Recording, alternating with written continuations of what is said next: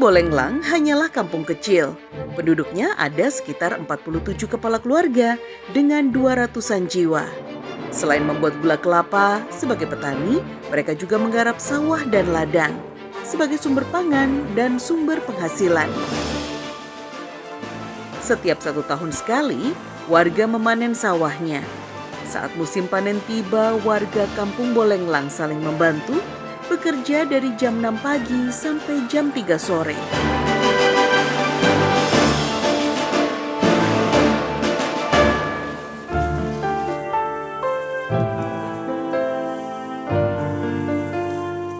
Lahan pertanian kampung Bolenglang posisinya ada di perbukitan.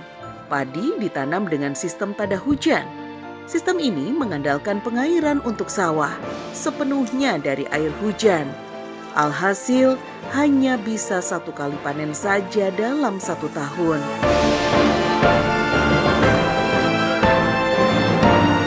Ibu, ini kenapa sih nanamnya nggak di sawah padinya? Kan kalau biasa neng di atama sarah sama kedah di nanti di ladangnya itu. di ladang di bukit kayak gini. Rumahnya ya mai sarah sama lamun super mah ini di sawah. Oh, jenisnya beda. Beras padi yang di sawah sama yang di sini berbeda. Beda. Apa nana isara sama berem. Di lebat nana teh ari super mah bodas. Oh, kalau yang di sini ini berasnya beras merah, Ibu. Iya. Kalau yang di sawah beras putih. Putih. Oh. Jenis padi yang ditanam di sawah tada hujan tidak memerlukan perawatan khusus. Perawatannya mudah, tidak perlu disemprot anti hama atau diberi pupuk khusus. Uniknya, tidak ada juga hama yang mengganggu. Hasil panennya pun jelas lebih sehat, aman dari zat-zat kimia.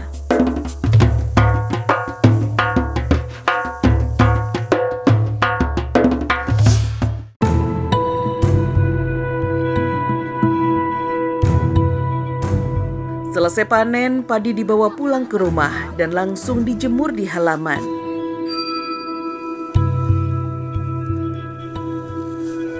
Jika sudah kering, barulah bisa diolah menjadi beras. Jenis beras yang ada di kampung Bolenglang cukup beragam, mulai dari beras putih, merah, hingga hitam.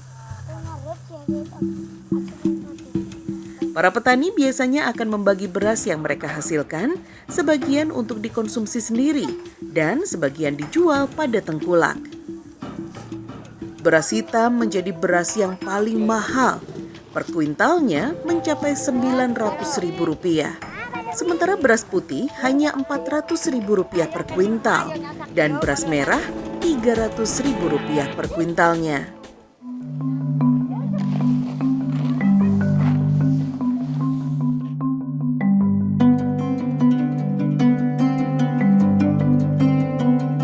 Selepas panen, saya menemani Mak Hopsah mencari iwung atau bambu muda untuk dimasak. Rumpun bambu banyak tumbuh di seberang sungai. Mau tidak mau, kami pun harus menyeberangi sungai.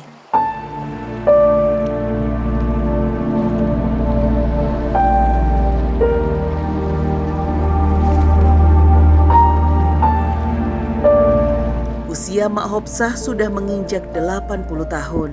Kekuatan fisiknya sudah terbatas. Untuk menyambung hidup, ia bekerja sebagai buruh tani. Mak Hopsah hidup sendiri setelah suaminya wafat. Sementara 3 anaknya telah berkeluarga dan hidup masing-masing.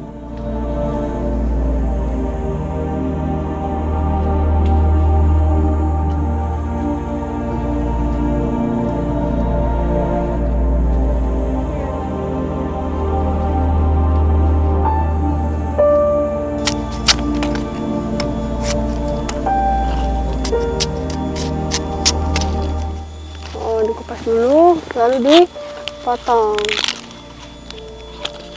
Nah, jadi bagian iwung atau bambu yang diambil ini bagian ruas atas, bagian sini. Nih, karena teksturnya itu lebih empuk atau lebih lunak dibandingkan ruas bagian bawah. Biasanya sebelum dikonsumsi ini direbus dulu supaya lebih empuk. Terus nanti dicocol sambal, enak ya Mak ya? Enak.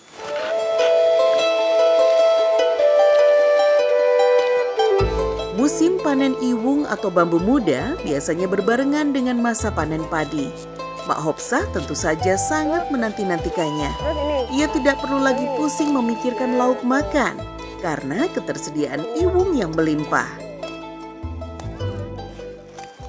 Oh, di miring. Nah, ini lumayan ya, Bu. Nah, akhirnya setelah percobaan kesekian kalinya, dari yang begini kopong, akhirnya bisa menyamai potongan Ibu. Gimana Bu, saya berhasil Bu? Berhasil ya Bu? Ya. Tidak butuh waktu lama, saya dan Mak Hopsah sudah mendapatkan iwung cukup banyak. Bisa untuk persediaan selama beberapa hari ke depan. Kami pun memutuskan untuk pulang.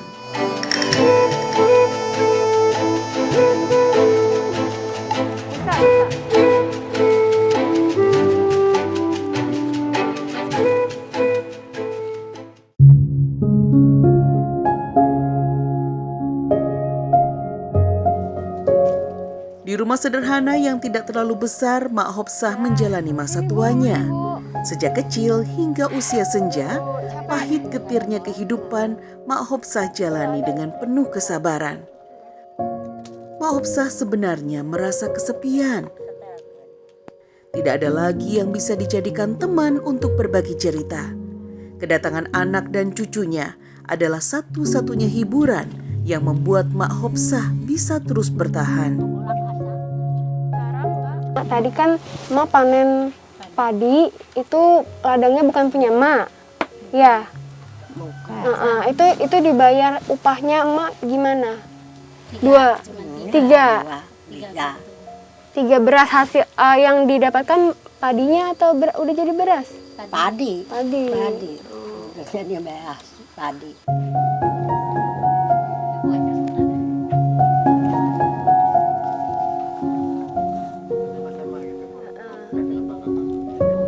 Meski dengan lauk seadanya, Mak Hopsah terlihat menikmati makanannya. Ya, hidup dalam balutan kemiskinan membuat Mak Hopsah tidak punya banyak pilihan. Bisa makan dengan lauk sayur iwung dan sambal terasi saja sudah sangat istimewa. Mak Hopsah sudah sangat bersyukur. Betapa saya mendapatkan pelajaran yang begitu berharga dari Mak Hopsah. Kemiskinan ternyata tidak membuat orang lupa pada rasa syukur.